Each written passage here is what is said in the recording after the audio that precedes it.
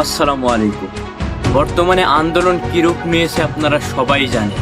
চারিদিকে পুলিশের গুলি, টিয়ারশেল গ্যাস, কালো ধোঁয়ায় ছেয়ে গেছে পুরো বাংলাদেশ। কিছুক্ষণ পর পর একের পর এক লাশের ট্যালি। বাংলাদেশ পুরো রণক্ষেত্রে রূপান্তরিত হয়েছে। কোটা সংস্কার আন্দোলন এত তীব্র নাও হতে পারত। সব মিলিয়ে বাংলাদেশ এখন নরকে পরিণত হয়েছে।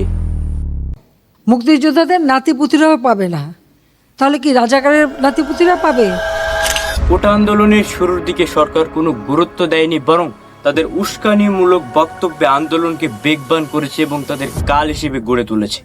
এত প্রাণ না ঝরার আগেও তো সংলাপে বসা যেত। শুধু দেশের মেধা সম্পদের গায়ে হাত তুলে বড় ভুলই করে, বরং কঠিন থেকে কঠিনতম ভুল করেছে। এই ভুলের মাসুল তাদের নিজেদেরকেই দিতে হবে। তাদের তো সম্পদ ধ্বংসের শোক কাটেনি, তারা কি পারবে দেশের এতগুলো কৃত সন্তানদের মৃত্যুর শোক মাথায় নিতে? আরে তারা তো নিজেরাই জানে তারা নিরস্ত্র মীর মুগ্ধের মাথায় গুলি করেছে। তারা তো অগাধ সাহসে বুক পেতে থাকা আবু সাইদের বুকে গুলি করেছে। তারা মেরেছে 113 জন রক্ত মাংসে গড়া নিরীহ প্রাণ।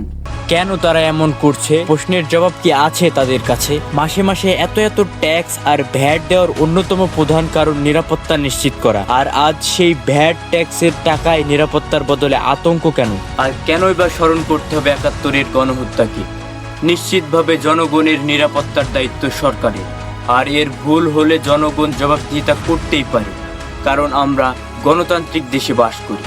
এসএসসি এইচএসসিতেও জিপিএ 5 পেয়ে অনার্স মাস্টার শেষ করে দেশে শিক্ষিত বেকারের সংখ্যা দাঁড়িয়েছে প্রায় 25,90,000। এই যে এত শিক্ষিত বেকারের দায় কি সরকার নিবে? সরকার তো কোটা দিয়ে তাদের রুটি রুজির পথে কাটা দিয়েছে। এই কোটা সরাতে ছাত্ররা যখন রাজপথে নামে তাদের বুকে গুলি করা হয়। মাননীয় স্পিকার, আমাকে একটি চাকরি দেন, নইলে ঘর জামাইয়ের মহৎ পেশার স্বীকৃতি দেন। না হলে শিক্ষিত বেকারের গলায় দড়ি আর রাজপথে গুলির মুখে না নামা ছাড়া আর কোনো উপায় নেই। তাহলে কি আমাদেরই ভুল হচ্ছে? সেই ছোট্টবেলায় থেকে আমাদের মুখস্থ বিদ্যা মাথায় ঢুকিয়ে শিক্ষিত বেকারের ট্যাগ লাগিয়ে বলে বেড়াতে হয় নতুন পায়রা গুলি ছোটন বেঁধেছে, ওই পারেতে ছেলে মেয়ে আন্দোলনে নেমেছে। কে দেখেছে বুবু দেখেছে, বুবুর হাতে বুলেট ছিল, ছুঁড়ে মেরেছে।